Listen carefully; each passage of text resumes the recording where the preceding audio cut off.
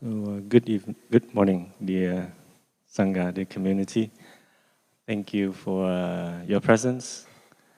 I would like to invite everyone to practice some meditation exercises together. So will help us to collect ourselves and bring our mind back. It will be guided, a couple of exercises for us to practice together. And you can hear me okay from the back?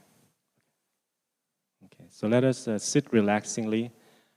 You may choose to close your eyes or keep them half open. Relax your whole body, whether you're sitting on a chair or on a cushion. If there's anything that's hanging in your mind, any thought, just smile and let that dissipate and bring your attention back to your in-breath and out-breath. So we will hear 3 sounds of the bell first, and then we will begin the guided exercises.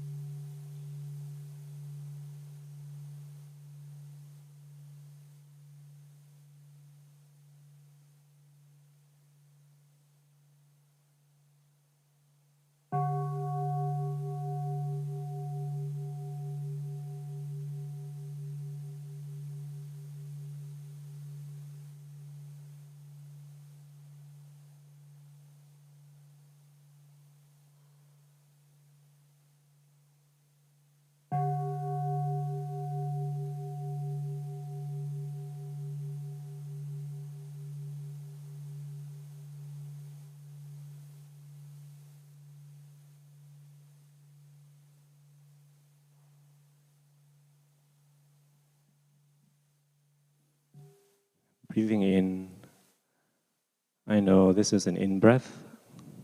Breathing out, I know this is an out-breath. In-breath, out-breath.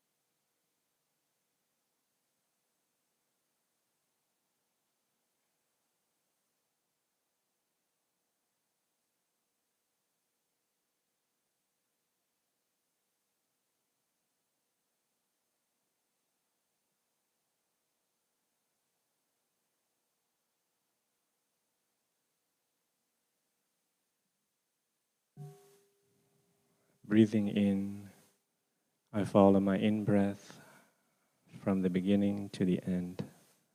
Breathing out, I follow my out-breath from the beginning to the end. Following in-breath, following out-breath.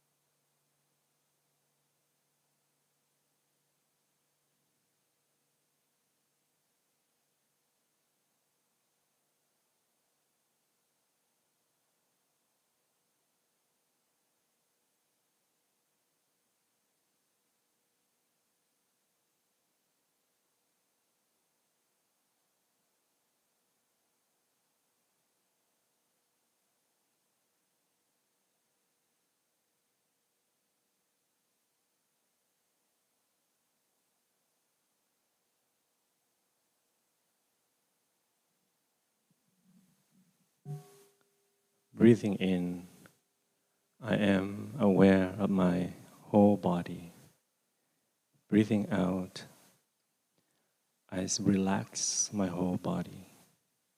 Aware of body, relaxing body.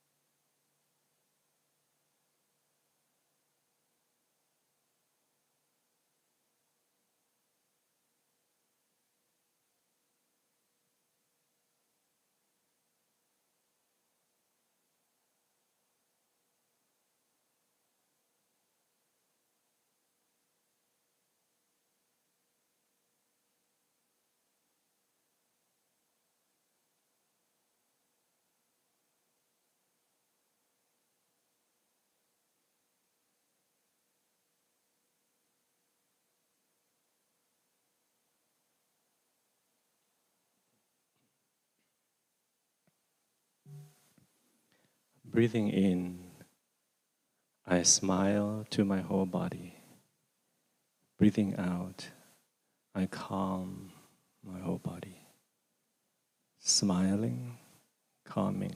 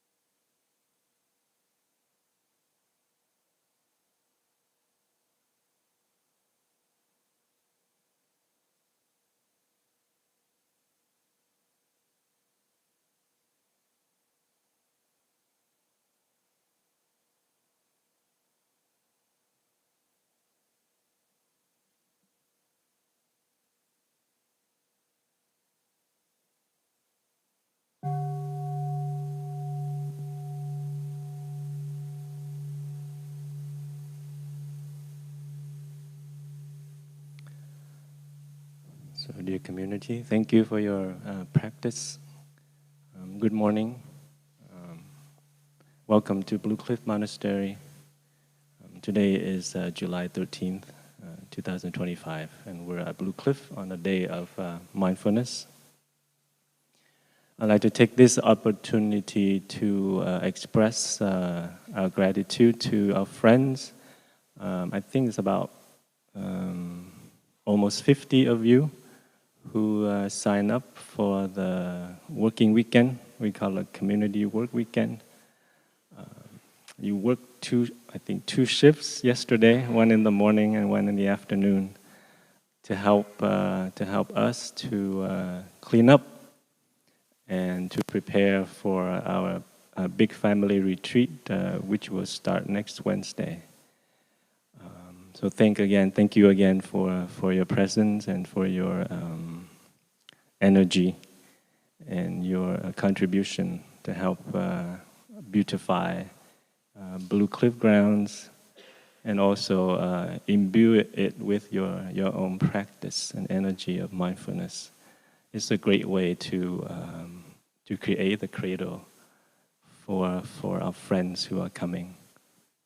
We're anticipating about 250 people, among whom 70 are children and about 30 teens. And then the rest are the adults, parents, sometimes grandparents, and sometimes single people who like to be around children. So they come to this retreat too. So even though we said it's family retreat, it's actually open for everyone to come and practice. And we call it working meditation or mindful working. So I hope that you had a chance to touch a way of working that's different than how you normally associate with work. I think in my work group, some of my friends, the friends that helped me, we were weeding the garden right in front of the big hall. And I just reminded them that once in a while, just look up and look around, pause and smile, enjoy being in nature. So it's not about getting things done today, but it's about spending time with your physical activities, you know, your movements, with each other, with nature. I also inform them that we have a family of garden snakes that reside right out there. So if they encounter them, just stay out of their way. They're not poisonous, but they might be startled that we're present. And so we actually use a big stick and kind of tap around the ground just to like inform them that we're going to work on their space so that they can move away. But in the end, we didn't spot any. I think it was too hot for them to come out, so they stay in their abode. But for us, working meditation, and that's what we call it working meditation or mindful working, is another way, another opportunity to bring the energy of mindfulness, of meditation into our daily activities. So it's not just on the cushion or in the meditation hall.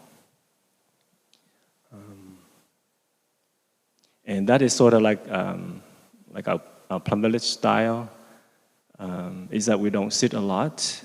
And we've had many friends who had come and spend time with us, and at some point, that's usually one of the questions that will come up.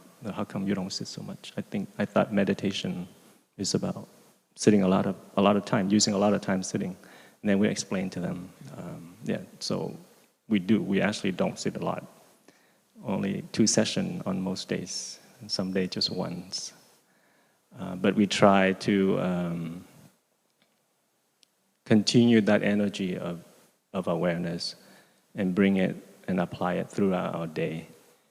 And so that's why we have working meditation, we have a mindful working, mindful walking, mindful eating, or eating meditation.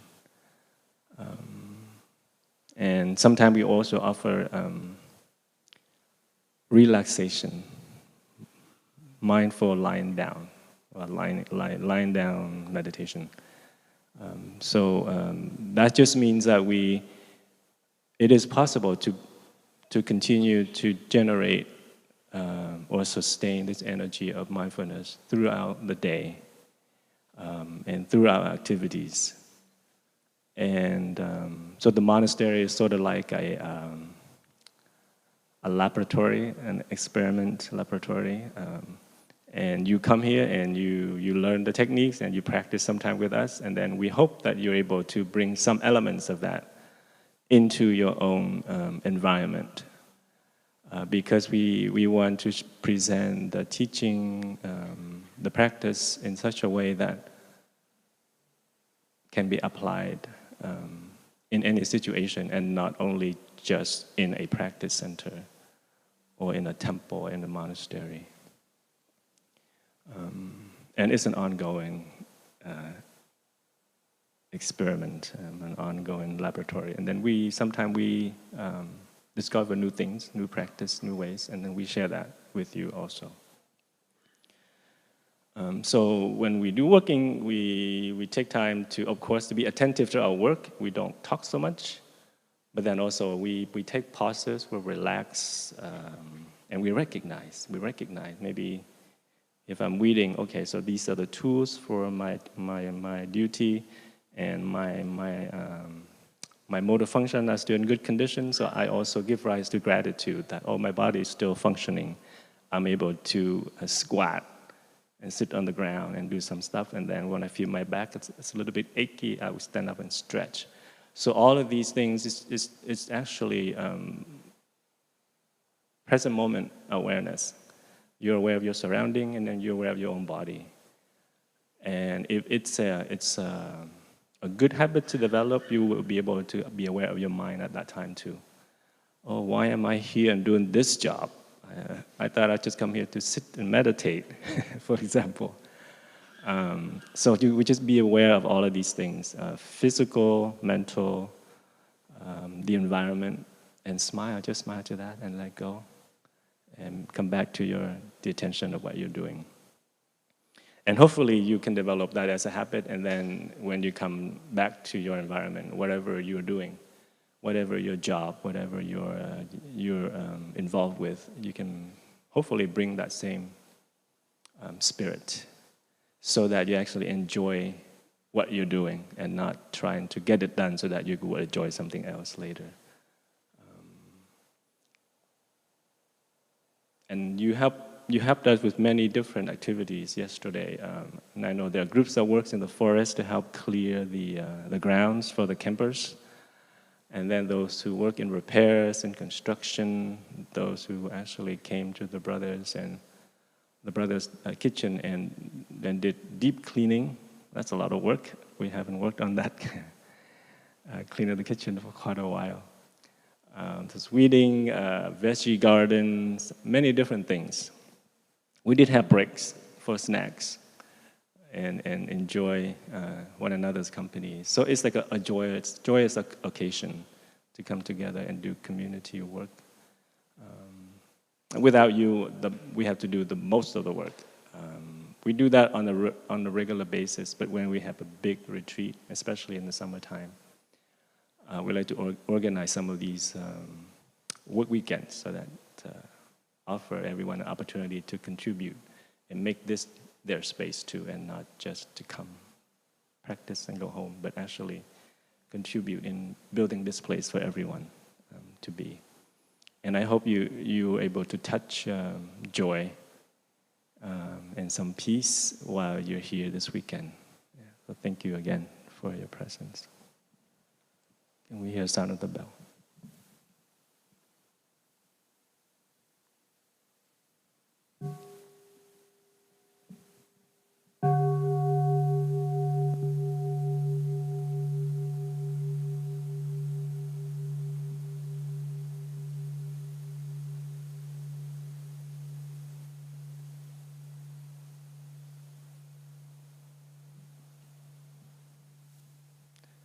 So we bring the energy of awareness into our daily activities, practice present moment awareness.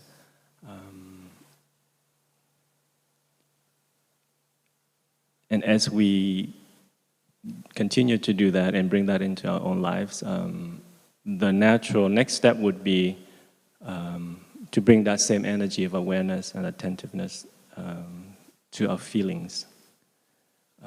As I mentioned before, when you do physical work and you notice your movements, and then at some point, it's natural progression is that you're able to actually notice what you're thinking, notice your thoughts, your mind. This morning, if you have a chance to participate in our morning session, afterwards, we listened to an inspirational writing from Thai, from our teacher. And I believe the topic was about being aware, recognizing our emotion, our feelings, especially those that are painful, and recognizing their root could be transmitted to us, could be something that we accumulate, and then how to calm them, how to take care of them so that they won't cause us to act or to speak in such a way that creating more suffering. So it's about noticing, it's about being aware of our feelings, our emotion, and so it's a gradual practice. You move from physical action, being aware of physical action, to feelings, to thoughts, to emotion, and then gradually to our perception. And when we're able to be aware, to be there, we can have a chance to acknowledge whatever that we're feeling, and then embrace them, and then look deeply into them and see the causes, the roots, and then we have a chance of deciding to take action or not to improve our life, to improve our state of being.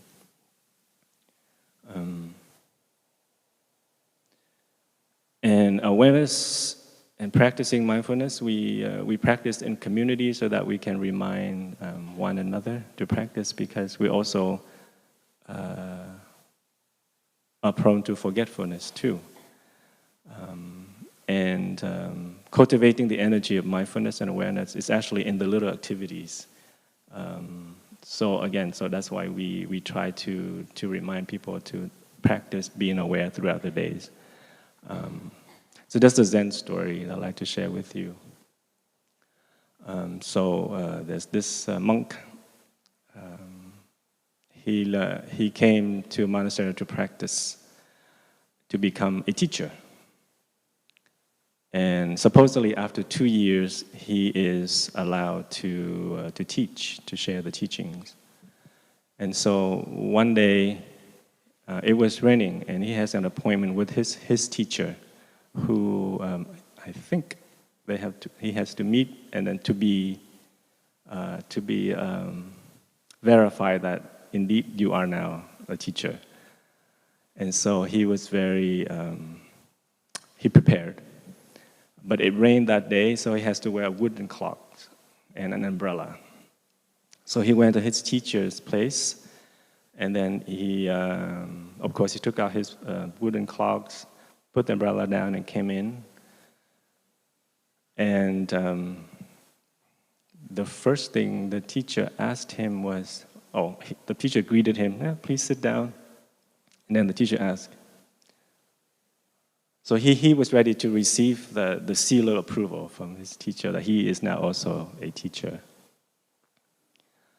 And so his teacher asked him, so you've been practicing mindfulness for 2 years now, right?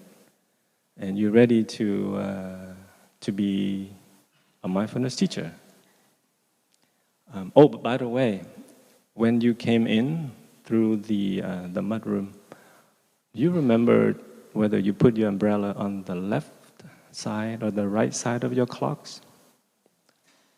He was like, he left. Practice for 6 more years, and then came back again. But then the story ended there. It didn't say after 6 years was he able to be tested by the teacher again. But I think this story tells us that, actually being mindful is actually a day-to-day, a moment-to-moment practice that we cultivate. And so, knowing where you put your shoes is also a practice of mindfulness. I'm not very good at it. That's why I'm still here. I think yesterday I lost my hand fan. I had a blue hand fan. It's hot here this summer, and I walked around with a hand fan. And yesterday I went to the sisters for lunch, and I vaguely remember putting it somewhere. But I sort of came back to those areas, and I didn't see it. I'm like, it's only take one moment of forgetfulness, and you lose things. Last week I also had a moment of forgetfulness that I locked myself out of the car. That's another story. So I don't think I will ever be ready to come to like another, maybe my elder brother, and request a seal of approval. I'm sitting up here to share with you the story, but that doesn't mean that I'm a perfect practitioner. We have rotations, so we come and share. So this is like a part of training, so it's not, oh, I'm full of wisdom, I'm here to bestow it on you. No, it's not that. We share and we learn from each other. Yeah, and so mindfulness is a moment-to-moment practice. It's not, oh, I'm done, and I'm verified, authorized or something, but it's the moment-to-moment practice. And it's okay that we make mistakes. We just come back. That's why our teacher used the term practice. And all of us who come here to do that are called practitioners. Yeah, it's not really teacher-student relationship, but we're all practitioners. But sometimes we play a role of someone who shares and someone who listens. But we're actually all together. So it's really nice. It's really nice to know that we're all practitioners and we're all on the path. So when we practice, when we come and practice, and in the beginning we might consider it is our individual practice, our personal practice.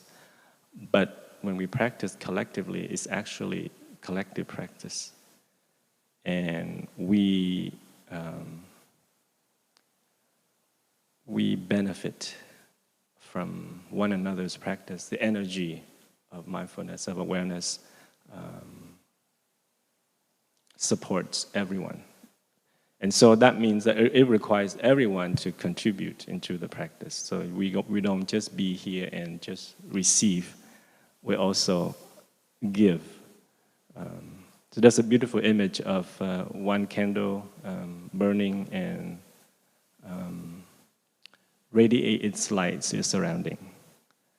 And then you have 10 candles doing the same. You have 100 candles doing the same, 1,000 candles doing the same. Imagine the brightness of the atmosphere. So the candle itself, its individual, is offering lights, but also the lights from the other candles also makes it brighter.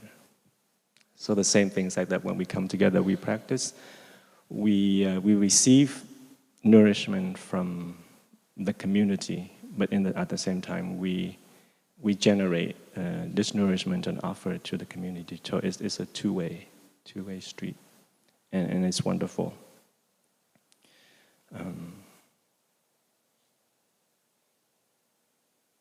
There's another story you have heard before about with our teacher about him and the door. It's moment practice too. He said that he shared that when he was a young novice and attending to his teacher, and one day he went out of the room, and then he closed the door, but it made noise, maybe a loud noise. So his teacher called him back and said, "Would you go out and close the door again?" He noticed, he recognized right away that it was a moment of forgetfulness, that he wasn't being mindful to close the door properly. And he shared that from then on, it never happened again, that he would close the door unmindfully. So moment practice. And I think he shared that story many times with us, and every time we hear that, we're so touched. And being around him, we knew that it was true, that he was very, very mindful, very mindful. I think that's all I'm going to leave you today with, just a little bit of a reminder to bring awareness into your daily lives. Being aware of your body, being aware of your feelings, being aware of your mind, and then being aware of your surrounding. There are lots to learn, but I think we start with being aware, being mindful, And the two practices that we often share with you to bring home, and we trust that you practice here too, is mindful walking and mindful breathing. As long as we're healthy and on our feet and breathing all right, those two things are always with us wherever we are. So when we walk, see if we can be aware of our walking. And anytime we remember, come back to take refuge in our breathing. You don't have to be slow as you are here. You can be fast and mindful. So the point is to be aware. The point is not about being slow. But at the monastery, we have this space and the encouragement to slow down because it's easier. And so that's for your practice, is mindful breathing, mindful walking, among other practices. And then in relating to others, mindful speech and deep listening. We use kind speech. We share from our heart without blaming or judging. And then we practice deep listening without judgment when someone requires us to lend an ear, for example. And these two practices help strengthen bonds, strengthen communication, and repair communication should there is a breakdown.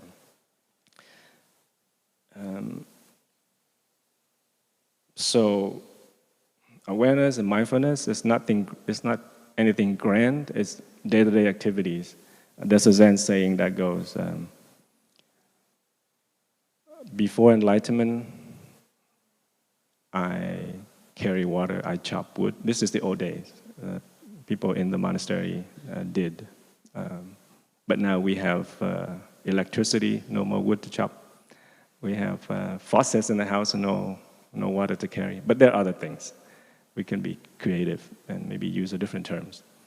So the old saying went, before enlightenment, carry water, chop wood. After enlightenment, chop wood, carry water. Same thing.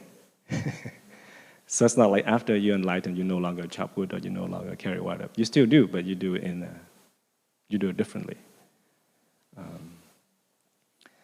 And to leave you with another Zen story, it's called the bowl, or maybe the plate.